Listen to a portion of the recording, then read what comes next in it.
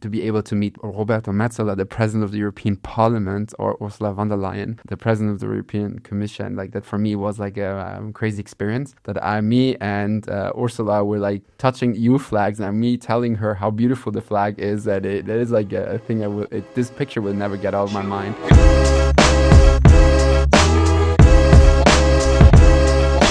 Bienvenue dans ce nouvel et dernier épisode de la saison de Weapon and Local Heroes, le podcast qui explore la vie des jeunes au Luxembourg et les initiatives locales qui les soutiennent. Si vous nous écoutez depuis le début de cette aventure, vous savez que moi je m'appelle Precillia, mais malheureusement aujourd'hui je ne suis pas avec mon co-animateur Fernando, mais on pense très très fort à lui. Aujourd'hui, on clôture cette première saison avec un sujet très intéressant. Que fait l'Europe pour les jeunes ? On parle souvent de l'Europe comme une grande idée, parfois trop lointaine, mais derrière cette image, il y a des programmes, des institutions et surtout des opportunités concrètes qui ont un impact direct sur la vie de milliers de jeunes, peut-être même la vôtre. Et puis, il y a aussi l'Europe au coin de la rue, à travers des centres d'information, des associations, des personnes engagées qui créent des ponts entre l'Union européenne et les citoyens. Pour en parler aujourd'hui, j'ai le plaisir d'accueillir Ivan Leal Martins, chargé de projets européens chez Citizen. Bonjour Ivan. Bonjour.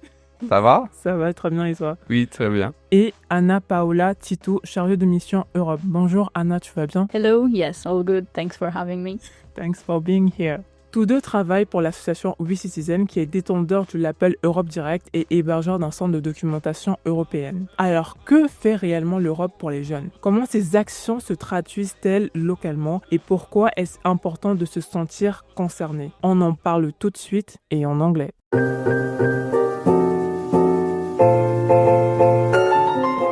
Before talking about the local level, let's take a detour to the European level. Let's talk about the programs, rights, and institutions that actually work to support young people. So, can you tell me, in your opinion, which European programs are the most transformative for young people today? That's actually a very good question because there are a lot of programs. But if I had to summarize them, like just 5 ones, I would say Erasmus+, of course, the European Solidarity Corps, because we work a lot with that one. Discover EU, ALMA, and Creative Europe. I'd say, obviously, some of the best EU programs for young people are, there's Horizon Europe, Discover EU, and also there's some youth employment support initiatives.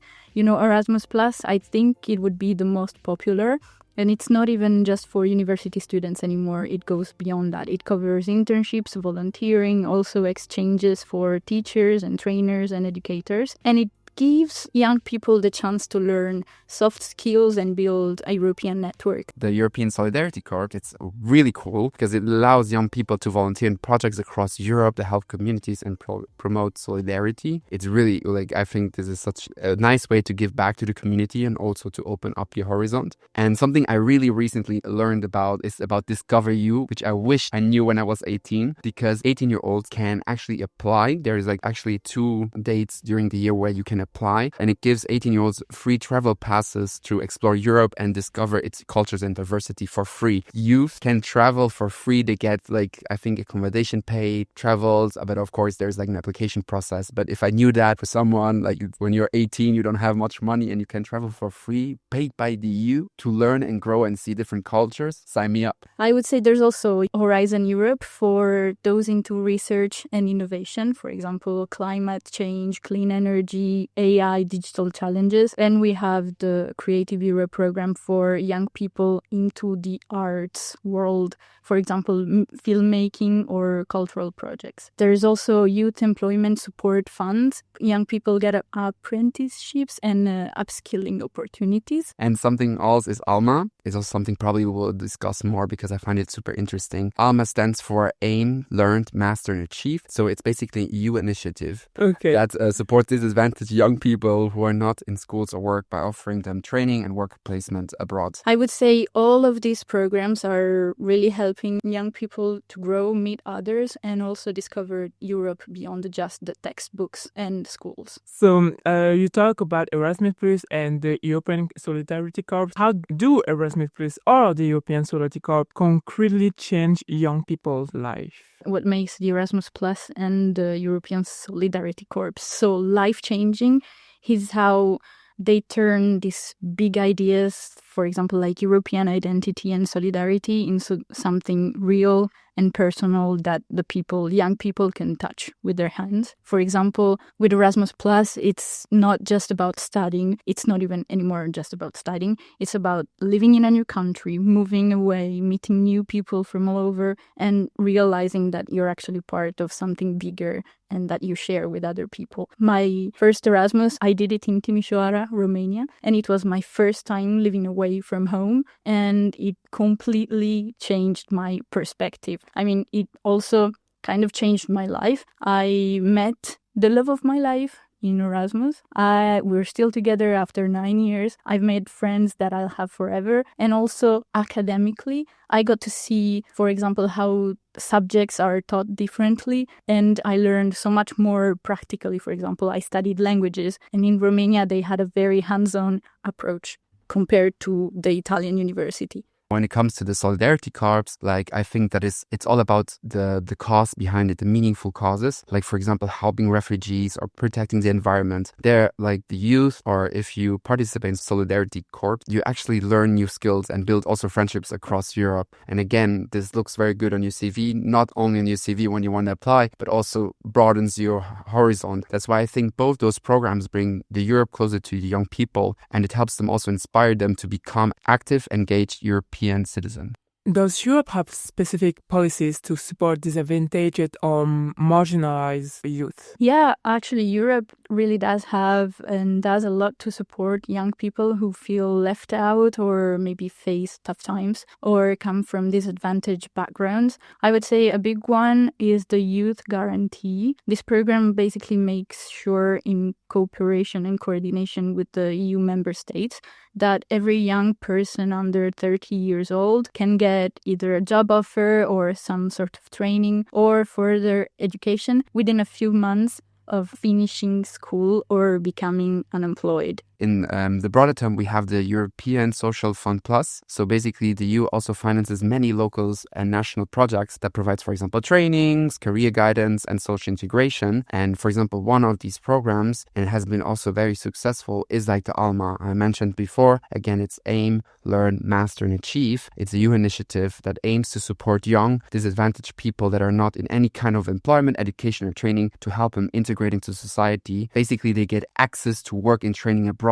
And you know, sometimes when you are in your local environment, you can feel stuck. But when you go abroad, you feel like no one knows you and you can just be you. Yeah. And that is, you can reinvent yourself. And I think that's why I really love ALMA. It's not a program that you can apply per se. It's normally the national and the regional governments that take over and they select the people. Another one is, for example, like under the European Solidarity Corps, as I mentioned, we also have the humanitarian aid volunteering scheme. I really love that one because that one gives young people, and when I say young, it's between 18 and 35. It's also very important to always look up because certain programs, they use the same word young, but it has different age frames. And this one is really cool because, again, in this humanitarian aid volunteering scheme, you get a chance internationally to go abroad, help on aid projects, like, again, refugees and the environment, and then you really get real world experience and skills in crisis responses and development, and you get the chance to give back to communities. So as you can see here, these are not just like symbolic things they can do, but it's actually like the EU is trying to really provide tools to help young people regain confidence, find direction,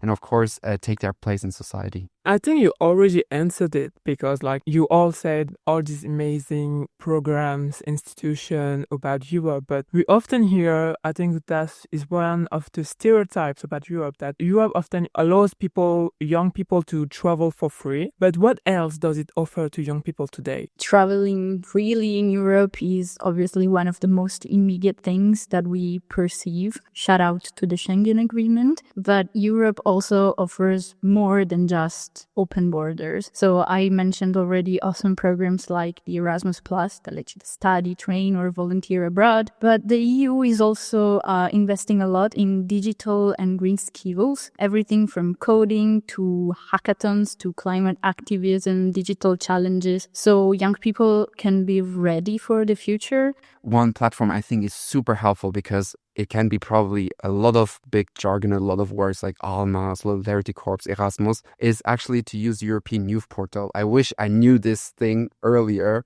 growing up, because there you have all the project mentions, how to get involved, how to act. And there's really where young people can find jobs, exchanges, and volunteerings across Europe. I think also that the EU also protects your rights, from safer food and chemicals to digital privacy, and anti-discrimination law is something that we often take for granted. Plus, for example, we have the EU Youth Dialogue, where youth actually can get to shape the policies on big issues like education and mental health. And for those passionate for the environment and community action, there are also roles like the European Climate Pact ambassadors, which, by the way, I'm also one of them, and young energy ambassadors. I think those ambassadorships are very cool because it gives you access to like-minded people and also access to a community to make some change and create some change. If climate and environment or energy is your passion. So yes, you can travel, but most importantly, you can belong, contribute, and build your future with the EU support too. And how can young people make their voices heard in the European decision making? The EU has developed lately great tools for this. I briefly mentioned the EU Youth Dialogue. Basically, here young people can meet with policymakers to talk about big topics like education, jobs, climate. And there's also the European Youth Forum that can play a big role in making voices heard.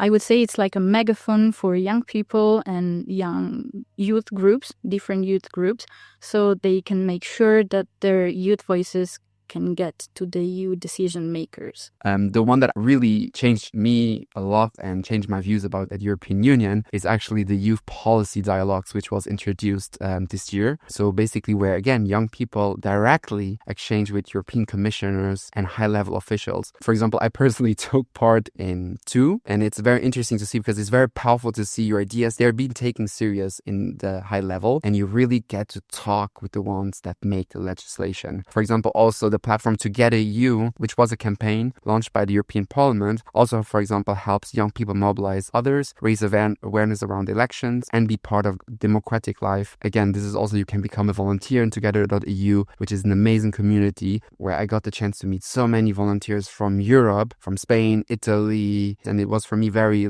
enriching and very nice to see what they do as volunteers to promote democracy in Europe. Also, anyone can actually take part in the EU surveys and consultations to share their views, their feedback directly from their personal phones or laptops. I would say a big highlight also recently in 2022 was the European Year of Youth. And I would say this year put young people and youth and their voices at the front and center all across Europe. There were full of activities, events, debates that young people were the center of and they could take part of. So yeah, really the EU, especially now, is all about giving young people the chance to speak up and shape what comes next. So we have to talk about young people's perception of Europe. Do you think young people feel connected to the European Union? Why or why not? Honestly, I think it's a bit of a mixed picture. I would say a lot of young people feel really connected to the EU, especially because of the most prominent opportunities like the Erasmus Plus or the freedom to travel. Yes, these experiences help create a sense of belonging and show how the EU is there for them and supports them. But on the other hand, for other young people, the EU does still feel very far away. They don't always see how the decisions are made in Brussels, for example, and how they affect their daily lives. They don't have a tangible proof of how they are affected. But when you see concrete examples, like, for example, a lot of people don't know that, and that's something that I'm very proud of coming from Luxembourg. The end of roaming charges is something that a Luxembourgish commissioner did. And it was Viviane Reding, a commissioner from Luxembourg, who started the fight in 2007 to end roaming fees across Europe. And after 13 years, can you imagine, 13 years of pushback from telecom lobbies, Roam like at home became a reality in 2012. And now it's very funny, the youth now really doesn't nearly even think about it. And that is something that for me often shows that is Europe. It may feel distant at first, but once you consciously experience it, benefits, travel, for example, the rights, opportunities, you start to feel and see all the benefits. So I would say that's why Places like We Citizens and the Europe Direct Center of Luxembourg-Ville are working very hard to bridge this gap between youth and citizens and the European Union, turning, for example, the EU policies into things that young people can see and feel in their own lives in every day, getting interested in the programs available for them and letting them know that there is more. How is Europe addressing the major challenges young people face today, such as housing, employment, and the environment? Ooh, that's a very big question.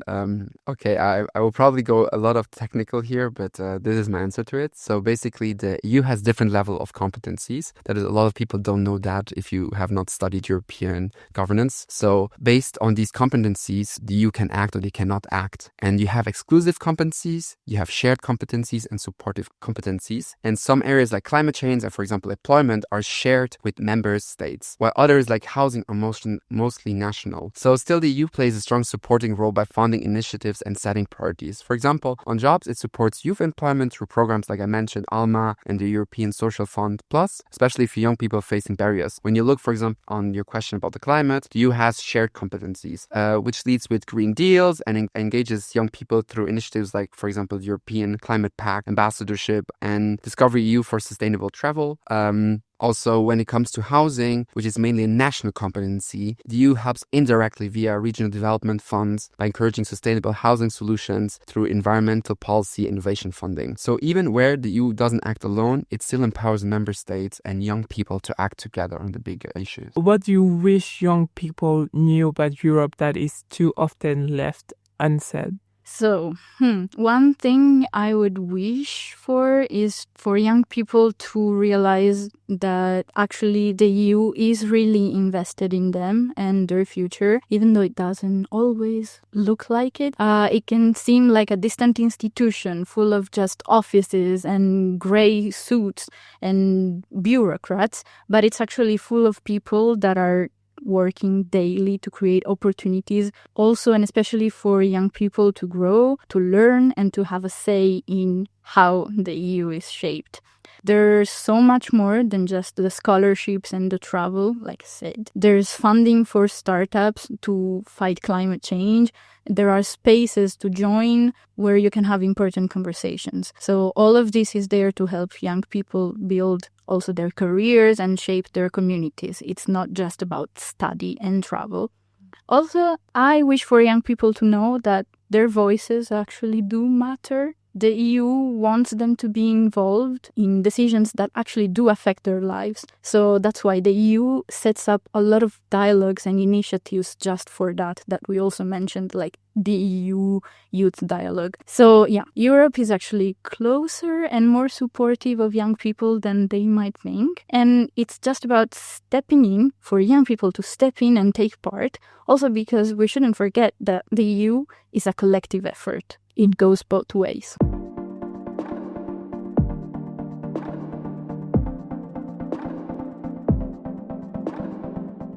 As we have seen, Europe has many initiatives for young people, but sometimes understanding and accessing these opportunities can seem complicated. This is why organizations like We Citizens and Europe Direct Centers come in as bridges, places for exchange, information, and even dialogue with Europe. As some of our auditors may or may not know, the NGO We Citizens, an NGO that promotes citizen engagement, has a Europe Direct label. Can you explain to us what does it concretely mean to have the Europe Direct label? Europe Direct Centers, I picture them like local bridges between the European Union and its citizens. Being a Europe Direct means that the center logistically is officially recognized and funded by the European Commission to provide free, up-to-date info about the EU. It's right where you live, study, or work. But as a Europe Direct Center, we're not just about handing out leaflets or pamphlets. The Europe Direct Centers also run workshops, debates, cultural events that bring European ideas closer to the citizens. We explain what the EU does in a way that everyone can understand, and we help people discover different kind of opportunities like volunteering or funding or work study. So what's really cool is also that it's a two-way street. project, we listen to the citizens' concerns and questions, and we share them. We actually do share them back with the European Union. So the voices of citizens, including young people, get actually heard. I would say that being a Europe Direct isn't just about sharing info. It's a way to connect communities to the European Union, to Europe, and make sure that actually everyone can see how the EU fits into their lives every day.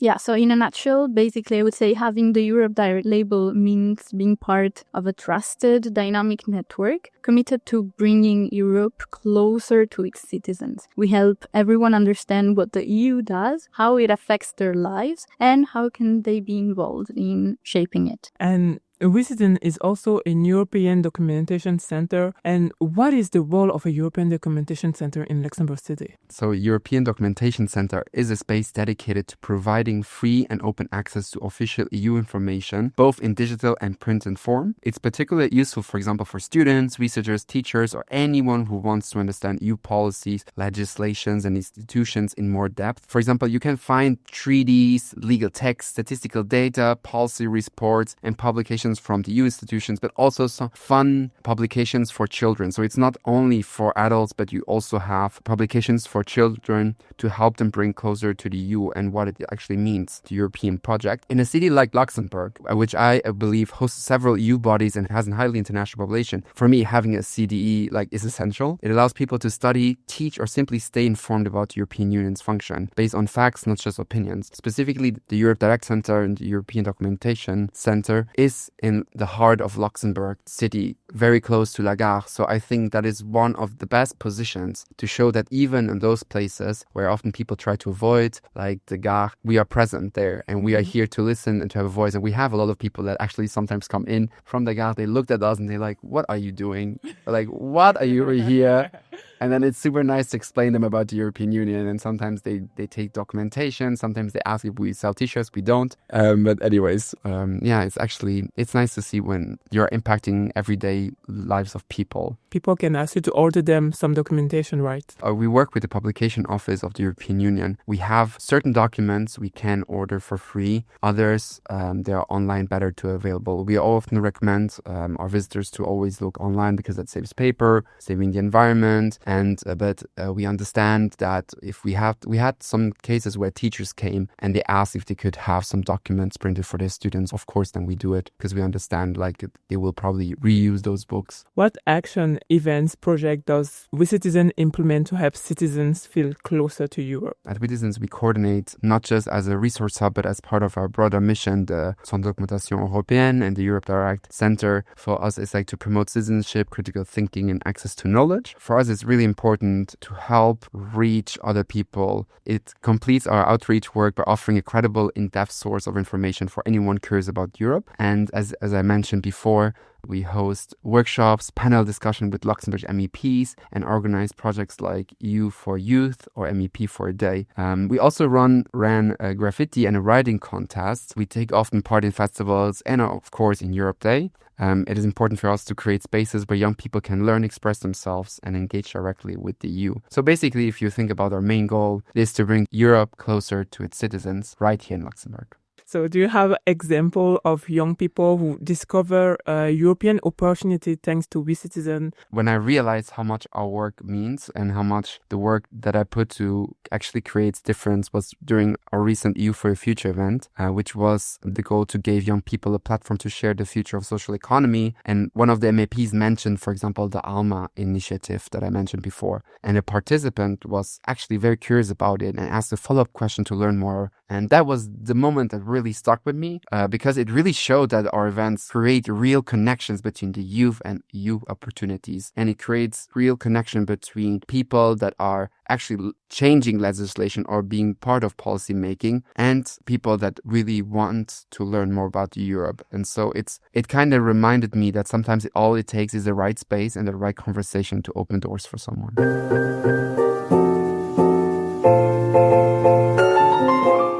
Before we wrap up, I would like to ask you a few more personal questions because beyond the institution is also human stories to bring Europe to life every day. So, Ivan and Anna, why did you choose to get involved in this field? For me, it actually goes back, I would say, to when I was in high school. I first heard about the Erasmus program then, and honestly, I was mesmerized by the idea of going abroad on a scholarship to study at another university and live kind of a parallel but also very real life. And to me, it sounded like such an incredible opportunity, like a dream. So when I actually first took part in my first Erasmus experience, as I mentioned, it truly changed my life. It didn't only open my eyes to a new culture and new ways of thinking, but it kind of also shifted my priorities. And then I started to notice that despite how amazing the Erasmus program is, many universities didn't advertise it properly, and a lot of my fellow students didn't even know that it was an option for them. So this kind of shocked me, and from that moment I felt this urge to help change this. So I was using whatever time and energy I had outside of my studies to spread the word, to make sure that more young people and fellow students and friends knew about this incredible opportunity that the EU offers. And the more I did it, the more I realized how much I love sharing information and connecting people to the possibilities that they can have. So I'm here today because I really believe that everyone deserves to know about and access these life-changing opportunities. I feel like it's a way to help others open doors that maybe, and often probably, they didn't even know existed. So for me, honestly, for a long time, I took the European Union for granted. I didn't realize how much it had a positive impact on my life until I took part in my first Erasmus Plus exchange during my studies. I spent a semester in Paris and ended up in a course on EU lobbying. For the first time, I felt like I was in the right place for the right mindset. When the professor spoke about the European Union, its origins, and how it came to be, like the free movement, no passports, the euro, and all the shared values, that was the moment actually for me it hit me. It's funny to say it, but time stopped in that moment, and I suddenly saw the bigger picture and everything, and like two puzzle pieces that came together, and that was the moment like I fell in love with the European project. I know it sounds so cheesy, but like my eyes started sparkling, and that is the moment I knew that I want to work for this field, and I actually want to bring the EU closer to its citizens, because I think the European project is a very cool thing, and there's super many opportunities, and I want to be part of it. That's so cute, actually.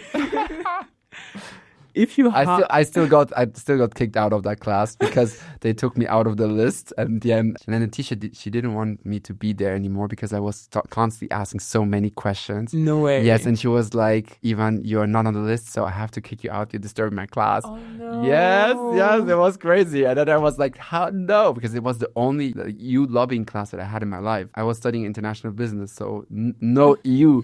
So that was the only class in my Erasmus studies that I had like the chance to learn about the EU, and then I got kicked out after the second class, and then it was very sad.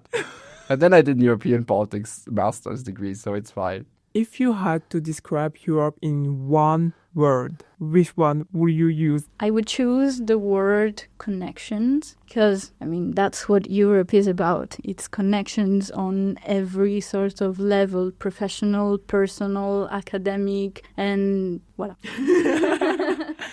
So for me, it was possibilities. As I mentioned before, there are so many programs and opportunities to participate for the youth, and there are many to come. I'm sure that there are going to be different changes. So I think the EU is like parent that provides opportunities and gives us doors, and it is ours to choose which ones we want to take. What advice would you give to a young person who no longer believes their voice matters?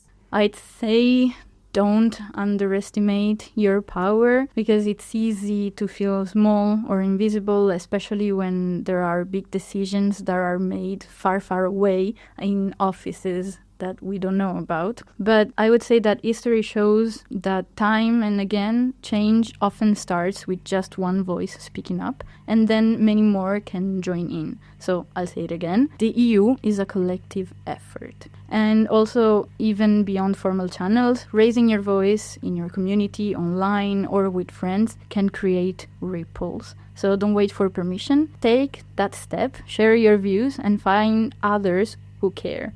Your voice matters more than you think, and together, I think young people are a powerful force for change. So I'd say your voice matters more than you think, especially when you feel unheard. Many big changes start with someone who felt alone but dared to speak up. So if you stay silent, others will decide for you. And I believe you don't need to be perfect and know everything about the EU or be an expert. Just by showing up, sharing your story, or asking a question, you're already shaping the future. That is how change begins, by being involved and acting now. I have a question. I just thought about that. If you can answer, it's great. If you cannot answer it, it's okay. Why a young person will be like more into the European Union than his own country? Because I think young people are like interested about what is going on in their country. You know, what is going on, who is the president, who is that, who is that. But they are not in the street about the European Union, but they don't know that what is going on in their country also affects the European Union. So they already care about their country. Yeah, why do they need what do they need to care more about the European Union than their own country? Okay, I wouldn't say that they need to care more about the European Union rather than their own country. Yeah. I think it's okay that they care more about their own country rather than the European Union. I think the member states and the European Union are, of course, interconnected, and things that are decided by the European Union also have effects in their own countries. Mm-hmm. It's like a virtuous, I would say, rather than vicious. It's a virtuous circle. So what happens actually in the European Union then happens in the member states and in the countries. So I feel that it should be interesting to know what gets decided for all the member states. It also depends on the member states and on the countries, because there's not a lot of European education. Mm-hmm. It should start also from there. It's not just at university level that they should study, for example, European law, European history, etc. But also from the schools, we should be aware of what is happening. What is happening, yes. But also I share the fact that the European Union should be better at communicating.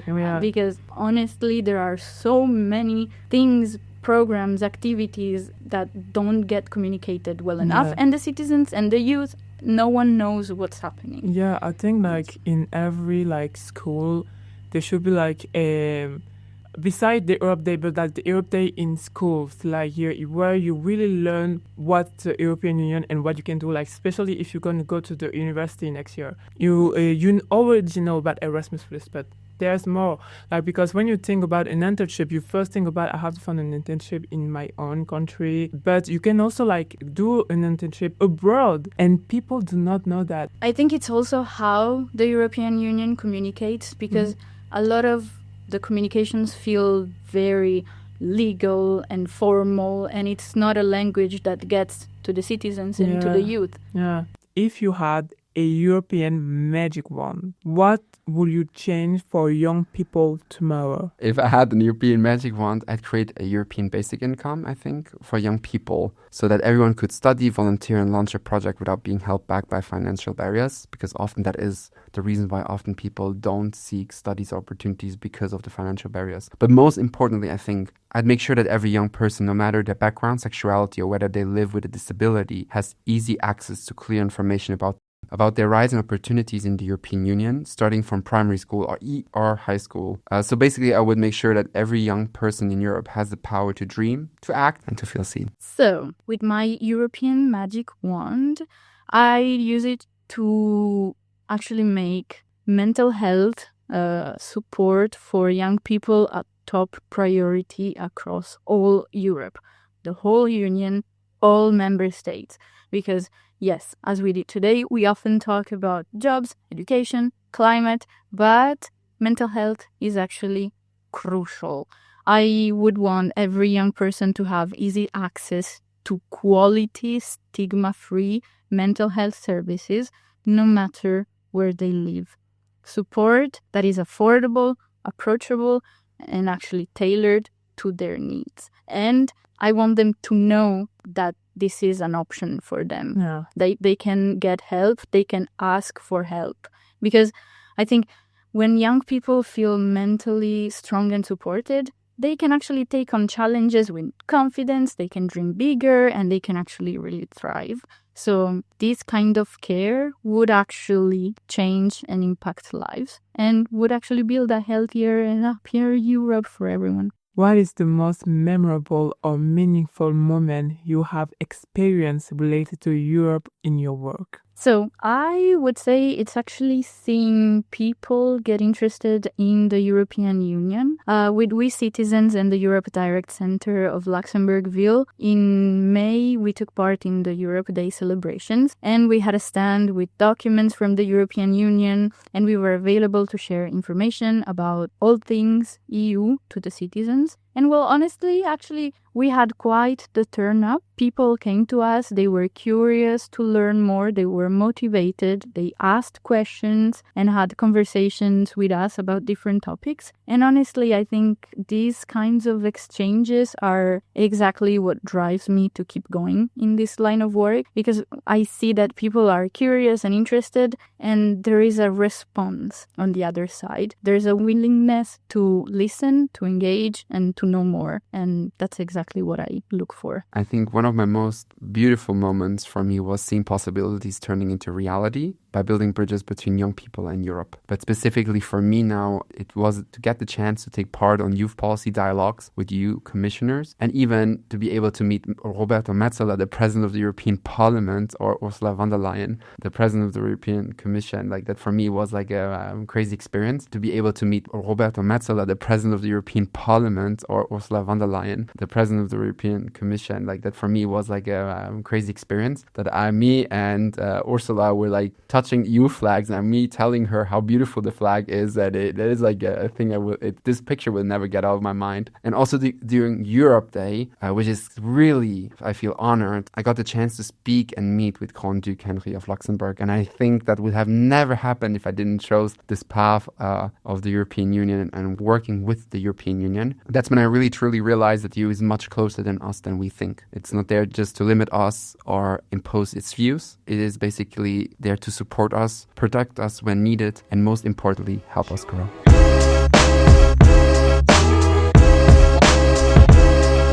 Merci à Ivan et Anna pour cet échange et pour avoir participé à ce dernier épisode de Weapon and Local Heroes. N'oubliez pas, We Citizens et son centre de documentation européenne sont là pour répondre à vos questions. L'association organise régulièrement des événements autour de l'Europe, alors n'hésitez pas à la suivre sur les réseaux sociaux. Et si vous souhaitez vous engager auprès de l'association ou dans des actions européennes, vous pouvez toujours contacter le Service national de la jeunesse pour faire un volontariat dans l'association ou bien envoyer un mail à contact@wecitizen-lu.com. Merci de nous avoir suivis tout au long de cette première saison de Weapon and Local Heroes. Un grand merci également à Fernando et Prosper, les animateurs qui m'ont accompagné et soutenu tout au long de cette aventure. C'était vraiment génial de travailler avec vous et ce fut un vrai plaisir pour moi d'animer ce podcast. Continuez à explorer, à poser des questions et à vous engager. À très bientôt pour de nouvelles aventures citoyennes et européennes. Au revoir.